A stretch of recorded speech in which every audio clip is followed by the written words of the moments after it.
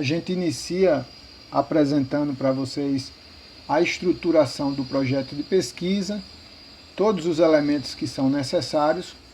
Então nós temos os pré-textuais, capa, folha de rosto, o resumo e o sumário.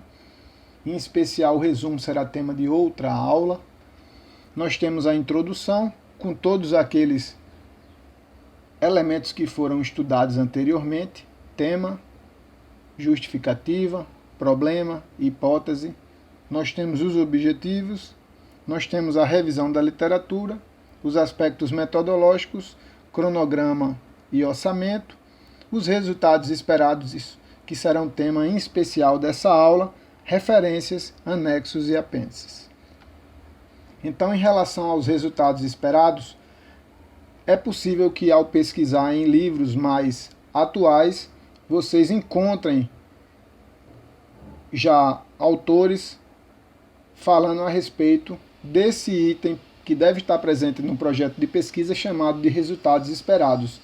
Mas não será incomum que ao pesquisar em livros, em literaturas mais clássicas, vocês não encontrem a presença desse elemento, que é um elemento novo, inclusive a exigência dos comitês de ética em pesquisa que os projetos apresentem os seus resultados esperados, também chamados de resultados e impactos esperados.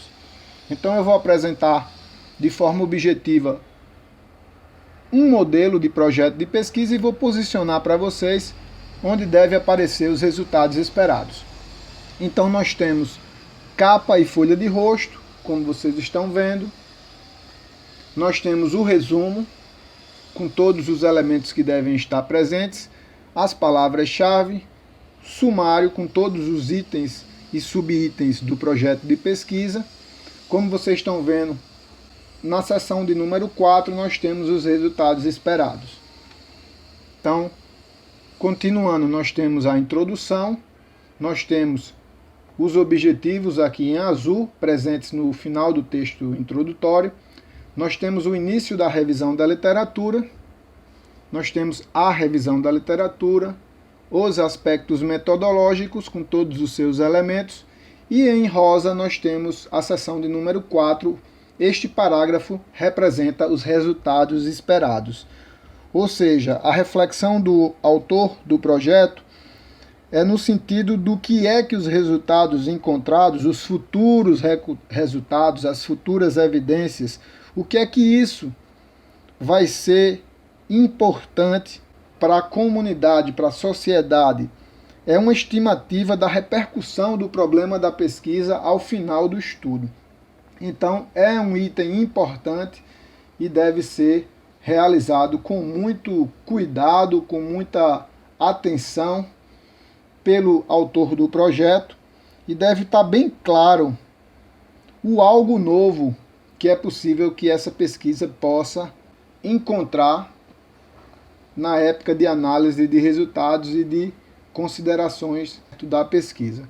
Então nós temos aí, logo após os resultados esperados, nós temos o cronograma das atividades da pesquisa, nós temos o orçamento, por fim as referências. Então, de forma bem objetiva, como eu coloquei, os resultados esperados, eles são obrigatórios. Então, o termo esperado tem a ver com a expectativa ou com a previsão que o autor do projeto, a partir da sua experiência com o tema, com o problema, e a partir de todo o conhecimento teórico já alcançado por esse pesquisador, neste capítulo, nesta seção, na verdade pode ser um breve parágrafo, os resultados esperados. Então é nessa seção onde ele vai fazer uma espécie de descrição do híbrido da justificativa e da hipótese do estudo. Então, é um erro comum repetir justificativa ou hipótese na seção de resultados esperados, mas não é incomum que essa justificativa mais essa hipótese ou essas hipóteses, elas possam fomentar sim o entendimento dos resultados esperados. O fato concreto é que não se espera dados ainda estatísticos, numéricos ou mesmo a expectativa de relatos em pesquisas qualitativas, mas deve-se entender qual a projeção que a autoria do projeto faz em relação à contribuição ou à relevância da pesquisa a partir dos futuros resultados. Então é uma sessão importante, onde o autor reflete sobre os resultados que serão supostamente alcançados pela pesquisa, tá? Então, em outras palavras, o que é que o pesquisador acredita, qual a crença dele no sentido da repercussão que a pesquisa terá a partir de uma etapa futura de análise e discussão de resultados. Então, como escrever os resultados esperados? Nós não temos receitas de bolo para este item, então vai ser difícil que vocês encontrem modelos, porque cada projeto, a partir de cada tema e problema, cada peculiaridade da pesquisa, vai fomentar a necessidade do pesquisador redigir algo mais específico. Então, vai ser praticamente algo a ser escrito por vocês, sempre de olho na temática, na problemática e na fundamentação que vocês obtiveram. Então, essa sessão de resultados esperados, ela é importante, inclusive alguns projetos que dependem de fomento, que dependem de financiamento, essas pesquisas elas devem trazer em seus resultados esperados, inclusive até fundamentação, para que esses pesquisadores possam lograr êxito nesses editais onde as pesquisas são muitas vezes patrocinadas. Então, uma dica que eu posso deixar para vocês é que vocês não esqueçam, tá certo?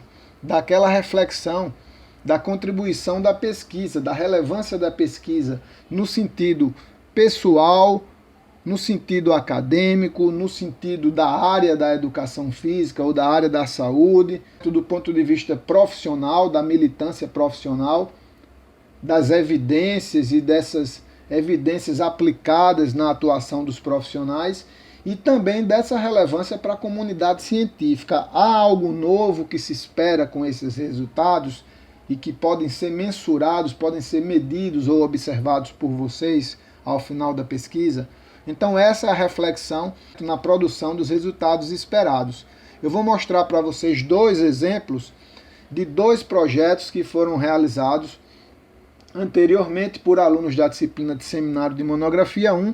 O primeiro diz respeito a um projeto onde tinha como objetivo determinar a prevalência de lesões desportivas em praticantes de CrossFit.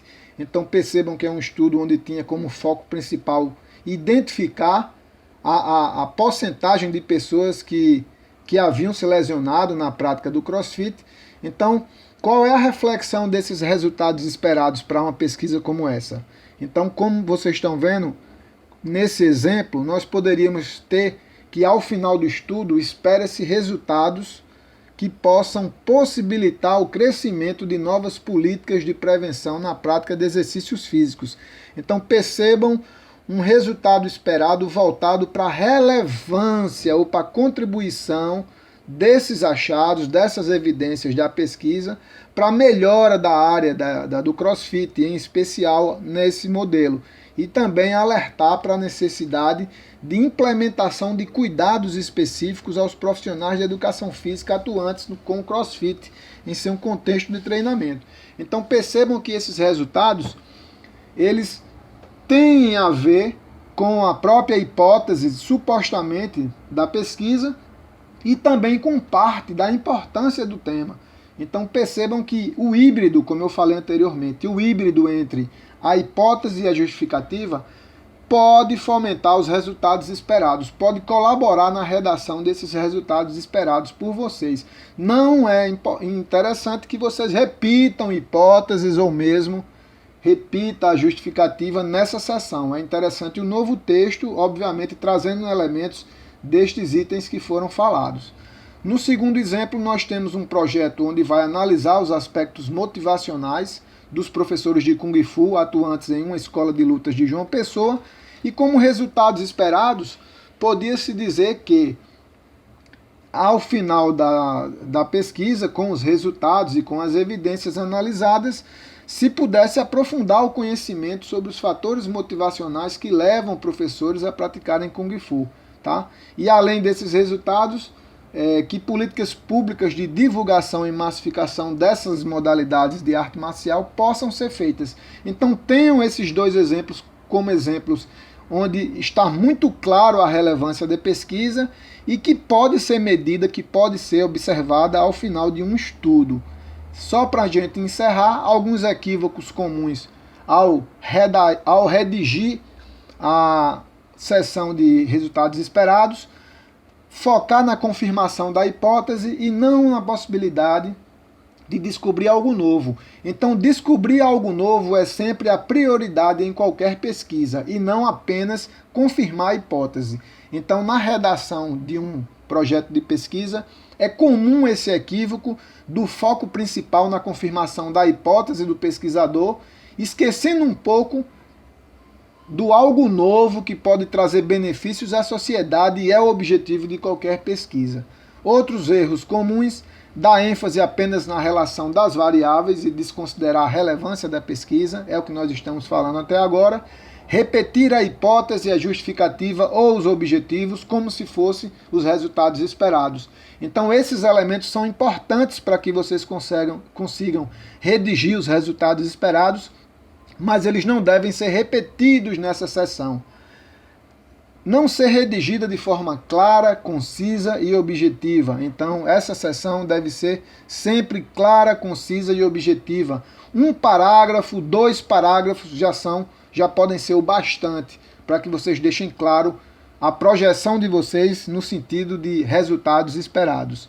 E também, quando esses resultados não possam ser analisados, medidos ou observados. Então, qualquer resultado futuro que não tenham como ser medido, mensurado ou observado ou mesmo analisado, então significa que não é um resultado que está claro e é possível que a pesquisa acabe mesmo inviável por esses resultados não serem passíveis e possíveis de serem medidos, ok? Então nós temos o exercício número 4, que está no módulo 2, a partir de todos os itens que vocês já construíram ao longo das aulas e do curso. Vocês precisam, no exercício de número 4, elaborarem resultados esperados. E aí nós temos essa ficha da atividade, onde traz para vocês algumas dicas como escrever esses resultados esperados. A reflexão é justamente a descrição de resultados que vocês hipoteticamente possam prever, considerando qual a aplicação prática desses resultados. Então, é uma projeção dos resultados que vocês esperam e a aplicação prática desses resultados no cotidiano da área da educação física e afins. E, de maneira geral, qual a expectativa que vocês têm ou qual a projeção que vocês fazem em relação aos futuros resultados da pesquisa. Então, essa aula foi mais curta, eu espero que tenha sido objetiva, proveitosa e nos vemos em breve. Forte abraço!